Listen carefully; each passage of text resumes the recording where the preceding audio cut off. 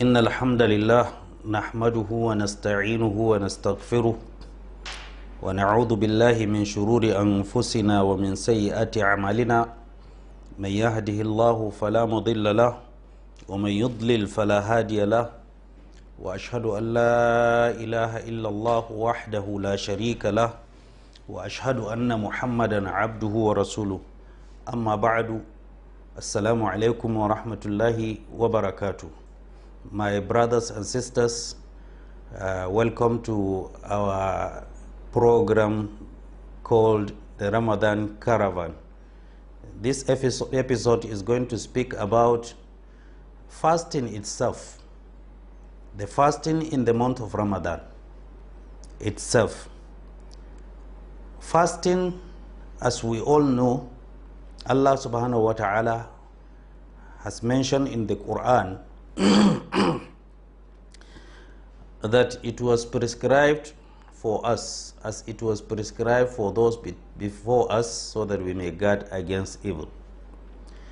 If we look at it, this month is called Shahrus Siyam, the month of fasting, because the fasting in this month is mandatory upon all Muslims that attain the age of poverty. At the same time, they are healthy. At the same time, they are not on a journey. If we look at it very well, there are various types of fastings. We have the fasting Siyamu Dawood, the fasting of Nabiullah Dawood alayhi salam. He fasts today and he breaks his fast tomorrow. He fasts today and he breaks his fast tomorrow continuously, which means that he will end up fasting half of the year. These are part of the supererogatory fasting.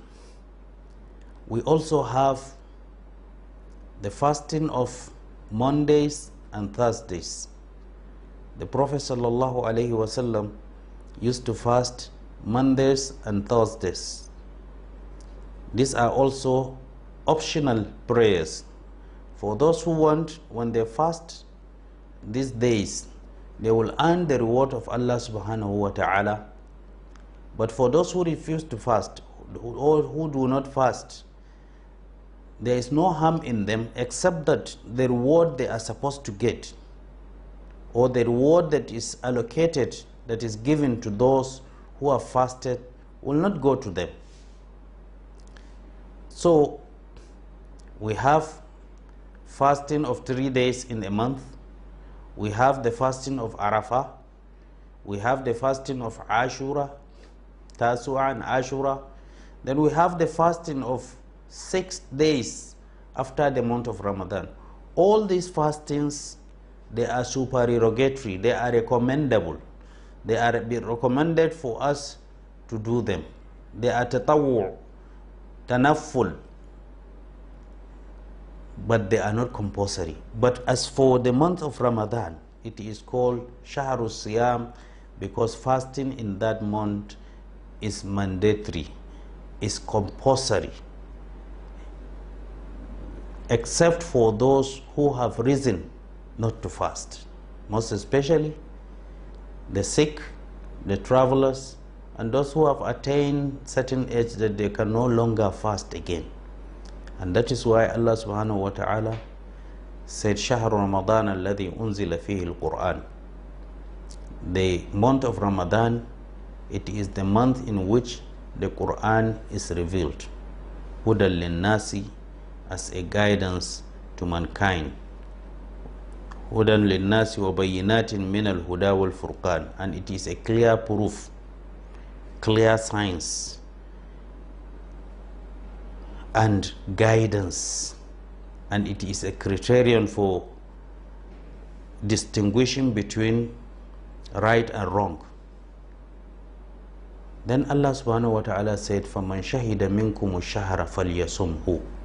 Whoever witnessed, whoever is present when this month comes into existence, فَلْيَصُمْهُ, then he must fast it. he must fast this month, and that is why it is called Shahrus Siyam, the month of fasting. Fasting of this month will make one to come close to Allah subhanahu wa ta'ala, and it is when you fast that you abstain your own talking, your own tongue, the way you use it is different. Even if one has been careful before the month of Ramadan, then when the month of Ramadan comes in, he is fasting, then he should try as much as possible to be more careful with what he says, with what he does. All these things in the month of Ramadan is constitute part of fasting. Fasting is not restricted only to abstinence from eating and drinking. What one does, in fact, even your own thought is supposed to change, because at this time you do more of the righteous deed than when you used to before the month of Ramadan, and by so doing your own thought will also change, because your closeness to Allah matters, and it is these good deeds that will bring you close to Allah subhanahu wa ta'ala, and your abstinence from the bad deed, those things that have been prohibited.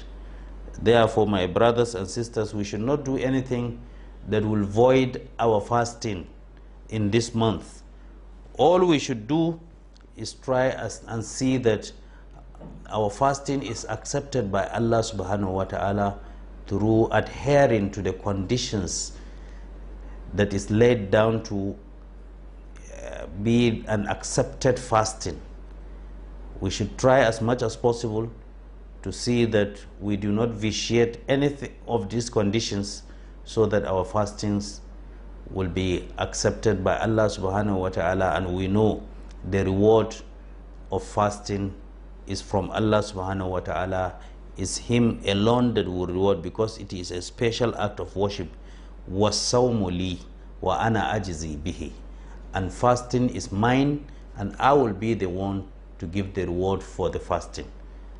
So my brothers, this is a very great opportunity for each and every one of us to see to the extent that he has learned a lot, practiced a lot in this month, so that he will come out clean after the month of Ramadan.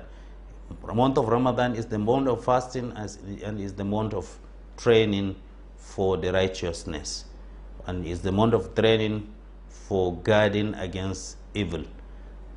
So we should strive hard so that we cannot lose this opportunity that is given to us by Allah subhanahu wa ta'ala, because we may not know if we will be among those who will be with this month next year.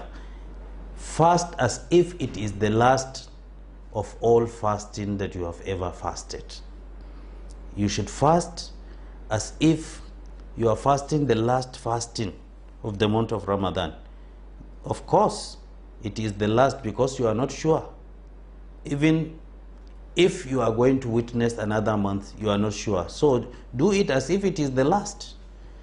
By so doing, that is what will go to the extent of you doing the right thing, and Allah subhanahu wa ta'ala will end up accepting what we have done. May Allah subhanahu wa ta'ala accept our act of ibadah, the fasting, and all other things that are associated with this month, like the Taraweeh, the giving out of the charity to the poor, the needy. Even a smile on the face of your brother can be charity. As I said earlier, inshallah, we are going to pick these topics one after the other, and we'll discuss them, inshallah, subhanahu wa ta'ala. May Allah accept our deed, admit us into paradise, prevent us from entering the hell, forgive our parents, and guide our own progeny. Wassalamu alaikum wa rahmatullahi wa barakatuhu. Until we meet next, inshallah.